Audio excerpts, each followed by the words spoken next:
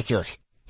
Você se assustou. Os disparos não me assustam, fala. Os disparos não me assustam. Mais alto! Os disparos não me assustam. Está pronta? Está pronta? Está preparada? O filme se passa na cidade do México, um local marcado pela violência e pelo crime, onde a cada hora ocorre um sequestro. Os cartéis e grupos de sequestradores controlam as ruas, fazendo com que a elite viva sob constante ameaça de rapto. Em resposta, muitos recorrem à contratação de seguranças privados e à realização de seguros contra sequestros. John Crash, um ex-agente de operações especiais e assassino de elite, chega à cidade do México para reencontrar Hi-Burn, um velho amigo militar. Hi-Burn gerencia uma equipe de segurança responsável por proteger indivíduos vulneráveis e leva uma vida tranquila ao lado de sua esposa mexicana. Enquanto isso, John, assombrado por seu passado, está longe de encontrar a paz. Ele vive atormentado pela culpa e luta contra o alcoolismo, mostrando sinais de esgotamento emocional e físico. John questiona Hi-Burn: você acha que Deus vai nos perdoar pelo que fizemos? Ao descobrir que John está desempregado há algum tempo, Hi-Burn deu uma oportunidade de ajudá-lo. Um amigo dele, Ramos, que possui uma fábrica de automóveis em dificuldades, pediu que ele contratasse um guarda-costas confiável para sua filha. John hesita em aceitar o trabalho, apresentando diversas desculpas para rejeitar a oferta. Ele acredita que não tem o perfil adequado para lidar com pessoas, e seu problema com a bebida só piora a situação. No entanto, após muita insistência, Hi-Burn consegue convencer John a aceitar a proposta. Na cena seguinte, Ramos é astutamente influenciado por seu advogado, Jordan Carlos, que argumenta que contratar um guarda-costas para sua filha é imprescindível para a renovação da pólice de seguro de resgate. Esse tipo de seguro é bastante comum entre os riscos em caso de sequestro, mas para que seja válido, é necessário ter um guarda-costas presente. Ramos começa a entrevistar John, que agora está mais arrumado e apresentável. Ele fica impressionado com o histórico de John, 16 anos de serviço militar e uma vasta experiência contra terrorismo. Apesar das dificuldades relacionadas ao alcoolismo, Ramos decide lhe dar uma oportunidade, mas o adverte a manter a discrição, especialmente na presença de sua esposa. Ao chegarem à luxuosa mansão de Ramos, Lisa, a deslumbrante esposa americana, aparece. Ela não se dá o trabalho de examinar o currículo de John, ao saber que ele também é americano. Em seguida, ela oferece uma bebida, e John não hesita em revelar seu apreço pelo álcool.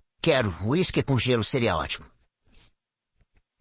A rápida confiança de Liz em John se torna evidente quando ela pede a Pita, sua filha, que o leve até o quarto dele. Apesar de manter uma expressão séria durante o tour, John percebe que Pita tenta ser amigável, buscando conhecê-lo melhor. Logo, a conexão entre eles se fortalece, e Pita comenta com a mãe que John parece um grande urso triste. Em um gesto bonito e carinhoso, ela decide nomear seu urso em homenagem a ele, chamando de Ursinho John. Na manhã seguinte, vemos John em serviço, levando Pita à escola. A garota, cheia de energia, não para de falar, o que começa a irritar John. Ao chegarem à escola, Pita apresenta John à irmã Ana, a diretora. Ana começa a criticá-lo por sua profissão, questionando se ele sente a presença de Deus. Surpreendentemente, John responde com um versículo da Bíblia, demonstrando conhecimento sobre a palavra de Deus. Não te deixes vencer pelo mal, mas triunfa o mal com o bem.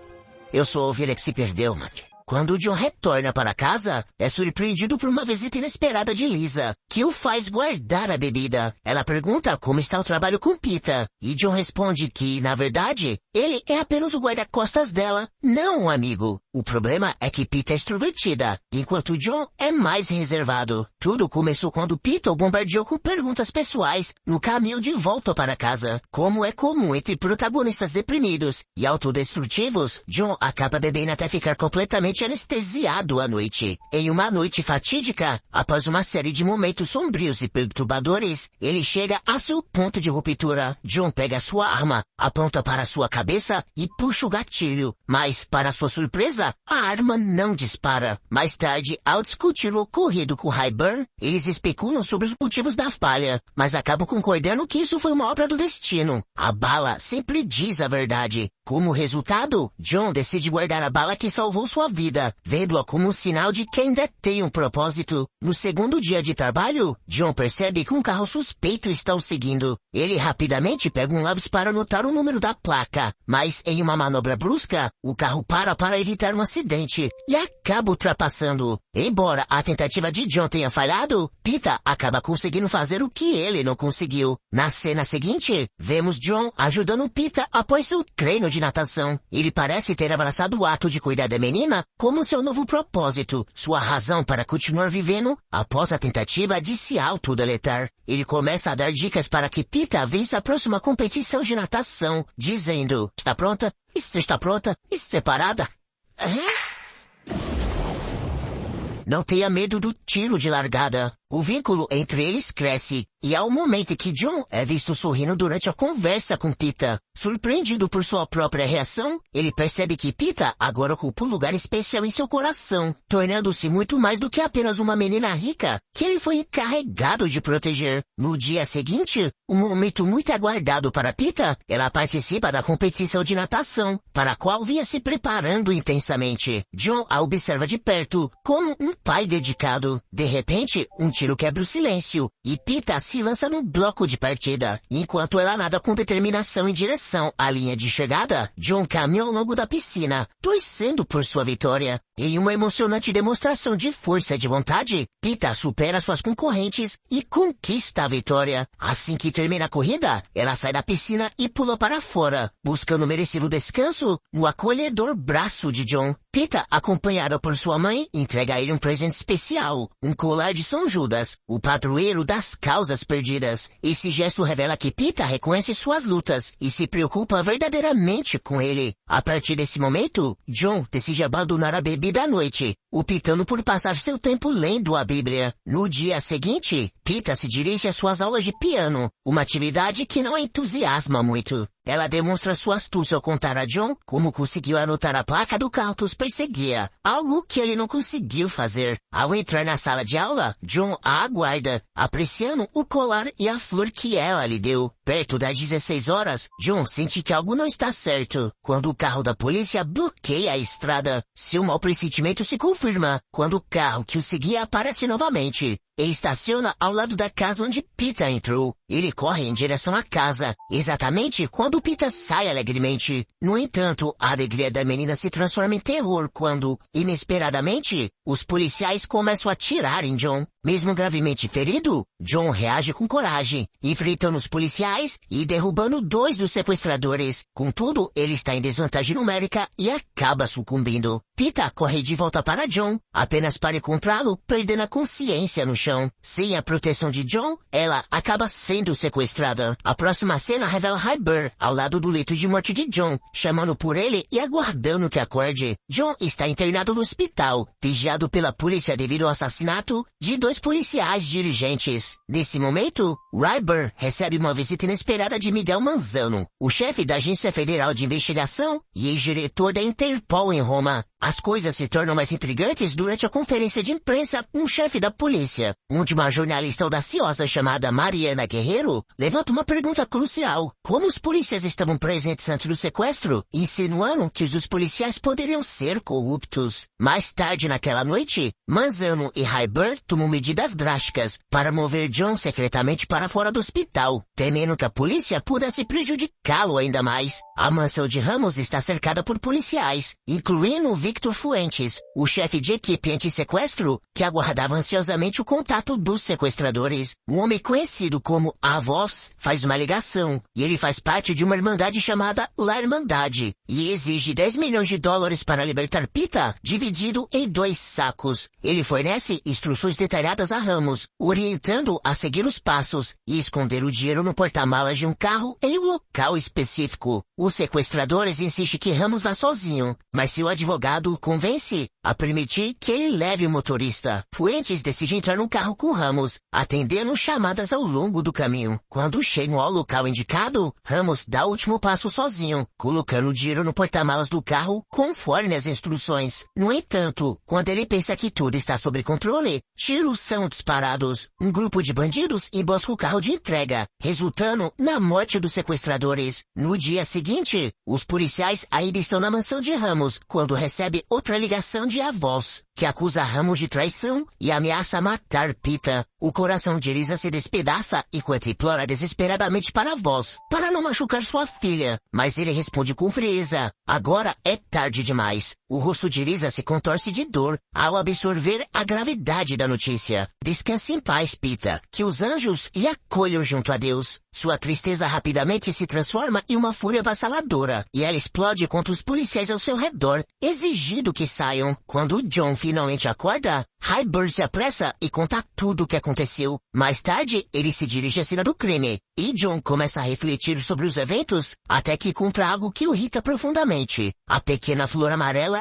que Peter lhe deu. Logo depois, Mariana chega ao local. Ela é como uma enciclopédia ambulante, com vasto conhecimento sobre a cidade do México. Mariana começa a falar sobre a Irmandade, uma irmandade que protege policiais e funcionários do governo corruptos. Determinada a expô-los, ela diz a John que fará tudo o que estiver ao seu alcance para ajudá-lo. A determinação de John em busca de justiça pelo que foi feito a Peter se torna inabalável, custe o que custar. Embora Highburn hesite a princípio em oferecer apoio, a firmeza de John acaba o convencendo, e ele cede a causa. John vai até a casa de Ramos e pega o diário de Peter, que contém o número da placa do carro anotado. Ele faz uma promessa solene a Lisa, jurando vingar-se de todos os responsáveis pelo sequestro. Armado com uma variedade de armas, desde as grandes até as pequenas, ele até consegue um lançador de foguetes, graças às conexões de Highburn. Em seguida, liga para Mariana em busca de informações sobre o número da placa que Peter anotou. Mariana recorre ao seu contato Manzano para ajudar. Eventualmente, eles localizam um carro, e John não perde tempo em confrontar o motorista, Jorge Gonzalez, que estava envolvido no sequestro de Peter. Mesmo quando Gonzalez afirma ser policial, John ignora a reivindicação e ordena que ele dirija, mantendo uma arma apontada para sua cabeça. Mais tarde, Gonzalez é encontrado amarrado e nu ao volante de seu carro. John inicia uma tortura metódica para extrair informações sobre os sequestradores. À medida que a tortura se intensifica, Gonzalez revela que a comunicação entre eles ocorre apenas por telefone e que os reféns são entregues a um grupo conhecido como os Guardiões. Quando Gonzalez para de cooperar, John, em um acesso de fúria, brutalmente corta alguns de seus dedos e um pedaço de sua orelha. Determinado a obter mais respostas, John localiza os Guardiões sedentos por vingança e, sem hesitar, dispara, fazendo o carro despencar de um penhasco e uma queda livre.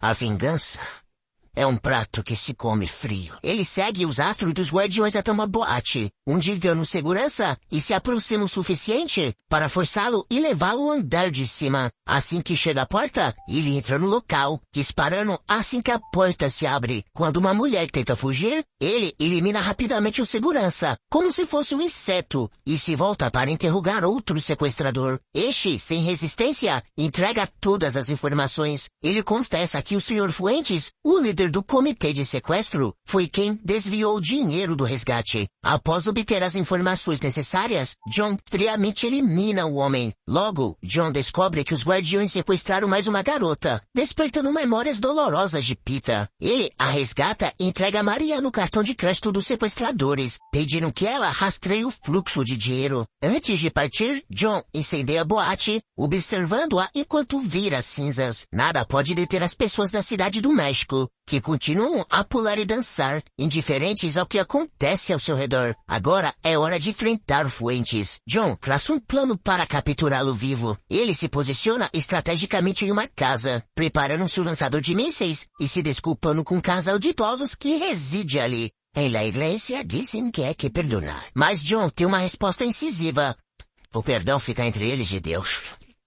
O meu trabalho é marcar um encontro. Quando Fuentes e seus guarda-costas chegam, John dispara um míssil, atingindo os guarda-costas, resultando em uma explosão devastadora. Emergindo das chamas, John rapidamente elimina os poucos guardas que restam e captura Fuentes. Em seguida, ele amarra Fuentes ao seu carro e o ameaça com uma bomba que plantou em seu reto. John lhe dá 5 minutos para confessar. Para sua surpresa, Fuentes revela ser o chefe de La Irmandade e admite ter desviado o dinheiro do resgate apenas para descobrir que 3/4 do valor era um papel sem valor. Além disso, o advogado da família ficou com o restante. Sem hesitar, John se dirige à casa do advogado, calmo e controlado, deixando Fuentes explodir. Ao chegar à casa de Carlos, John o encontra boiando morto na piscina. A verdadeira mente por trás de tudo é Samuel Ramos, o pai de Peter. Com a ajuda de Mariana, John descobre isso ao examinar os documentos bancários na residência de Carlos. Na mansão dos Ramos, John confronta Ramos sobre os acontecimentos. Lisa, chocada, exige respostas, pressionando seu marido até que ele confesse. Foi revelado que o dinheiro do seguro foi dividido entre Carlos e Ramos. Vendo a situação financeira desastrosa de Ramos, Carlos o convenceu a simular um falso sequestro para lucrar com a seguradora, prometendo libertar Peter após alguns dias. No entanto, com a traição de Fuentes, o plano fracassou.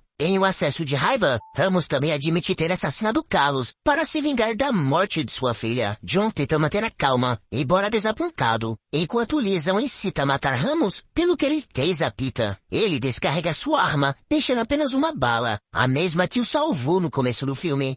A bala sempre diz a verdade. Ela nunca mente. Afirma ele, entregando a arma a Samuel antes de sair. E Samuel cai morto. Enquanto isso, Manzano e Mariana descobrem onde a esposa de Voz mora, analisando a conta bancária usada para enviar o dinheiro ao cartão que John havia entregado anteriormente. Vemos os homens de Manzano invadir a casa sob o pretexto de aplicar vacinas e assim consegue tirar uma foto do Voz e publicá-la nos jornais. Após descobrir a localização da casa, John se prepara para sua última missão, eliminar o Voz. Contudo, ao entrar no local, é surpreendentemente baleado. Ele persegue o atirador e o captura, apenas para descobrir que se trata do irmão do Voz. Durante a interrogação com a esposa de Daniel, John descobre que o verdadeiro nome de Voz é Daniel. Mais tarde, ele envia uma mensagem contundente ao disparar na mão do irmão de Daniel, enquanto fala com ele no telefone, deixando claro que sua motivação não é dinheiro. Paralelamente, toda a cena é monitorada pelos homens de Miguel. Agora, com toda a família de Daniel em perigo, ele não tem alternativa senão se render. Então, temos a grande revelação do filme. Tita ainda está viva. Daniel prova isso mencionando o nome do ursinho dela, deixando John sem palavras e tremendo. Em seguida, Daniel propõe uma troca. A vida de Pita em troca de seu irmão, e John aceita sem hesitar. Ele encontra Lisa no local e lhe dá as instruções claras. Deixe-o ir somente quando tiver Pita. Se algo der errado, não hesite em atirar e não espere por mim. Vemos Cray caminhando em direção ao seu destino. Homens armados o aguardam do outro lado de uma ponte. Com a perda de tanto sangue, seus movimentos se tornam lentos. De dentro do carro dos sequestradores, uma menina sai. O alívio invade John quando Pita grita seu nome e corre em sua direção. Ela encontra conforto em seus braços. Aonde você vai? Eu vou pra casa também. Eu vou pra minha casa. E você me ama, não é? Amo sim. Ele lhe entrega o diário rosa e a orienta a voltar para sua mãe. Enquanto Peter se reencontra com sua mãe, John é escoltado para longe, lançando o último olhar emocionado para Peter. No carro, ele finalmente encontra a paz que tanto procurava, segurando o colar que ela lhe deu. Isso é muito para um homem consumido pelo desejo de morte. Agora, Daniel tem em mãos o corpo de John e de seu irmão, mas isso não representa uma verdadeira vitória para ele. Logo após, Daniel é assassinado por Manzano durante a prisão. A história chega ao fim com uma mensagem, o desejo de que todos nós tivéssemos um John para suportar as dificuldades que enfrentamos.